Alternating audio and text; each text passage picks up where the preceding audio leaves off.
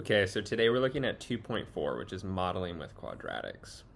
So I'm just going to go through some of the problems that were on the homework. I think that'll be most helpful. Starting with the beginning of it, which says, in these exercises, write an equation of the parabola in vertex form. Okay, great. No problem at all. So let's remind ourselves what vertex form is. So vertex form is f of x is a times x minus h quantity squared plus k, where the vertex of that parabola, which is either the maximum if it's facing down or the minimum if it's facing up, the vertex is given by the coordinate point h comma k, which is represented by this number here and this number here in the equation. So when we're filling out our vertex form, there are three variables that we have to replace with actual numbers. That's our a value, this number out in front, our h value, which is the x value of our vertex, and our k value, which is the y value of our vertex. So in these problems, which I'm going to start with number 3, we can see our vertex is given to us. So on number 3, our vertex is -2, 6. That's our vertex. So we can start filling out the equation for that. It would be f of x equals a times x minus -2 squared plus 6. All I did was replace h with the x value of our vertex, which was -2, and I replaced k with the y value of our vertex, which is 6. So I'll simplify that up a little bit. I see that that gives me f of x is equal to a times x plus 2 squared plus 6 minus -2 is the same thing as plus 2. Now the only thing I have to do here is figure out what a is. Now how do I do that? Well, all I do is I take this other coordinate point that the graph passes through, -1, 3, and I plug that in for x and for y, so that I can for x and for f of x, so that I can solve for a. So the equation, the graph passes through the point -1, 3.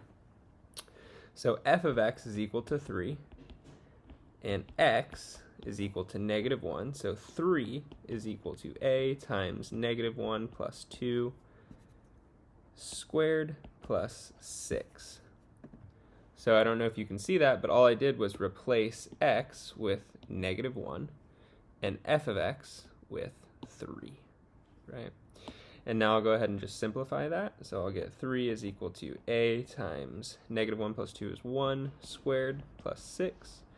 1 squared is 1, a times 1 is a. So 3 equals a plus 6. Subtract 6 from both sides. I get that a is equal to -3. And does that make sense? Well, yes, it's facing down, so the a value should be negative, right? So our final equation is f of x is equal to -3 x plus 2 squared plus 6. And that's our final equation. I'm just going to do number 3 on that one. You can try the other one on your own. The next problem wants us to write an equation of the parabola in intercept form. Okay. So this is similar, but now instead of doing it in vertex form, we're writing it in intercept form, which is a times x minus m times x minus n, where these two parentheses right here essentially represent the x-intercepts of the quadratic, right? So all we have to do to complete this is figure out what are our x-intercepts, and then what is our a value. So we're going to replace a, m, and n with actual numbers. X and f of x will stay as variables. So let's do number 9 on this one. We can see that our x-intercepts are given by 4, 0 and 2, 0. So that means that I'm going to work backwards on this one. So we know that if our x-intercepts are at 4, 0 and 2, 0, we know that x equals 4 or x equals 2 when f of x equals 0. And so I can get the 4 and the 2 onto the other side of this equation. So I can subtract 4 from both sides for the first equation and I can subtract 2 from both sides for the second equation, and I get these other equations. And if you remember, we're essentially factoring backwards. We can then say that f of x is equal to a times x minus 4 times x minus 2. So all I did was I took what my x-intercepts were and I replaced them with m and n. I took the x value of my x-intercept, which was 4 and 2, and I replaced the m with 4 and the n with 2. Okay. The last thing I have to do is figure out what a is. So to do that, I can go ahead and use the vertex point, 3, 4.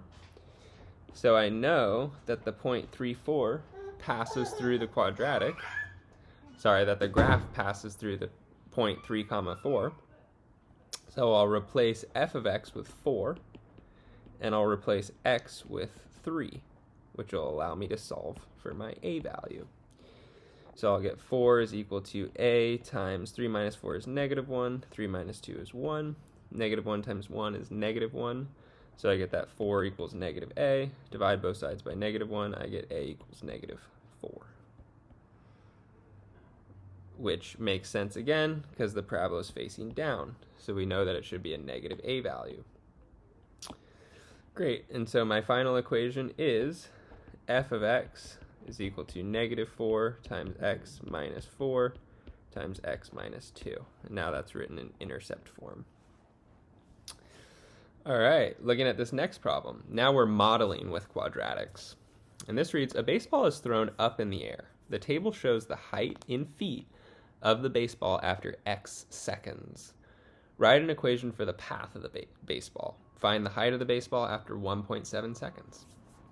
Okay, so let's do a rough sketch of this just so you can kind of get an idea of what it might look like.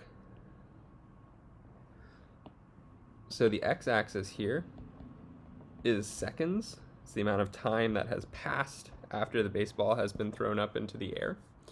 And the y-axis here is the height in feet of the ball. Okay, so the ball gets thrown from some initial height, we'll just say it's right here. It gets thrown up into the air, and then it eventually starts making its way down.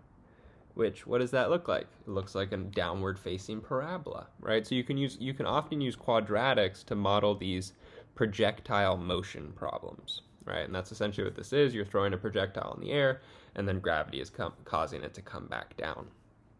Okay.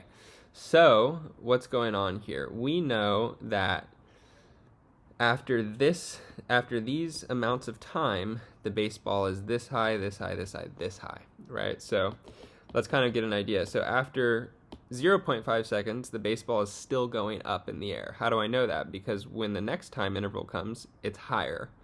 Then after that, it starts coming back down, right? It goes from 24 back to 22 and then eventually to 12. So how are we going to figure out our equation of our quadratic? Well, there's a few different ways you can do it. But one of the things they do in this chapter is they use a system of equations to figure out what your quadratic equation is. So I want to go ahead and do that just so you can see what that looks like. I'm going to move our picture down so we have more space.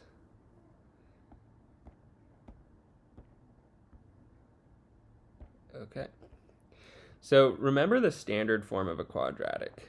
F of x is equal to ax squared plus bx plus c. In order to create an equation out of this, we have to define 3 variables. We have to put actual numbers in for a, b, and c. Okay? And so there are 3 unknown variables here, and in order to solve for 3 unknown variables, we need 3 equations. So let's go ahead and create 3 equations, and I'll show you how you're going to do that. Equation number 1. We're going to use this coordinate point, which is essentially 0.5, 18, to write our first equation. So our x value is 0.5, and our f of x value is 18. Because remember, f of x and y are the same thing. So 18 is equal to a times 0.5 squared plus b times 0.5 plus c. Great. Now we're just going to do the same thing 2 more times. We'll pick this next point, 1, 24, and we'll say 24 is equal to a times 1 squared plus b times 1 plus c. And then we'll create our third equation, which will be, we'll use this point, 2 comma 12. And we'll say that 12 is equal to a times 2 squared plus b times 2 plus c. And then we'll just start simplifying.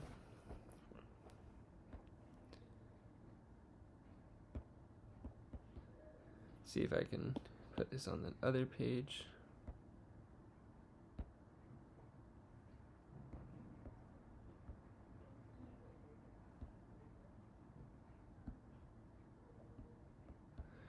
All right. So our purple equation, if I simplify that, put a little line, becomes 18 equals 0.5 squared is 0.25. So that's 0.25a. Plus 0.5b plus c. And then our blue equation is 24 equals 1 squared is 1, so 1 times a is a plus b times 1 is just b plus c. And then our last one is 12 equals 2 squared is 4, 4 times a is 4a, plus 2b plus c. And now I just have to use my systems of equations solving strategies to figure out what a, b, and c are. So I'll go ahead and use elimination. I'll take this blue equation and I will subtract this green equation. So let's go ahead and do that now. So 24 minus 12 is 12. A minus 4a is negative 3a. B minus 2b is negative b. And c minus c is 0. So you see how I just canceled out the c value on that. Then I'll go ahead and do the top two equations. I'll subtract the blue equation from the purple equation. 18 minus 24 is negative 6. 0.25a minus a is negative 0.75a. 0.5b minus b is negative 0.5b. And c minus c is nothing, so those just go away. And then I'll go ahead and use these two equations to figure out what a and b are. So to do that, I'll go ahead and multiply everything in the bottom equation by 2 times 2, which gives me negative 12 equals negative 1.5a minus b. And sorry, I'm actually going to multiply that whole thing by negative 2, and you'll see why I do that. Negative 2. So I get negative 2 times negative 6 is positive 12. Negative 2 times 0.75a is 1.5a. And negative 2 times 0.5b is just b. And so then I'll go ahead and rewrite my top equation above that. So 12 equals negative 3a minus b. And then I'm going to add these two equations together. So 12 plus 12 is 24. Negative 3a plus 1.5a is negative 1.5a. And negative b plus b is 0. So that's why I multiplied by negative 2, because I wanted this to be a positive b so that I could just cancel those out. Great, and then I'll divide both sides by negative 1.5, which gives me a is equal to 24 divided by negative 1.5. You can do that in a calculator if you want, but if you don't have one, you could multiply 24 by 3/2, which would, multiply it by 2/3, which would be 48 divided by 3, which is negative 16. So a is equal to negative 16. Now that we know that, we can go ahead and use one of our equations to figure out what b is. We'll use this one. So we know 12 is equal to negative 3 times negative 16 minus b, or 12 is equal to 48 minus b, or b is equal to 36. So now we know a is negative 16, b is 36. And we'll use those two variables to figure out our third variable, c. And we'll just pick this equation in green to do that. So we know that 12 is equal to 4 times negative 16, which we figured out was our a value, plus 2 times 36, which we figured out was our b value, plus c. So 12 is equal to negative 64 plus 72 plus c. 12 is equal to 8 plus c, or c is equal to 4. Great. So now we know that a equals negative 16, b equals 36, and c equals 4. So we can write our final equation as f of x equals negative 16x squared plus 36x plus 4, which is the standard form equation that we were trying to fill out at the beginning. Great. All right, and then this last problem, it reads, the table shows the number of tiles in each figure. Verify that the data show a quadratic relationship. Predict the number of tiles in the 12th figure. Okay, so looking at this table, if the figure number is the x value, essentially, then the number of tiles is the f of x value. And to verify that this has a quadratic relationship, you're simply just looking at what's the difference between each of these consecutive f of x values. Well, 5 minus 1 is 4, 11 minus 5 is 6, 19 minus 11 is 8.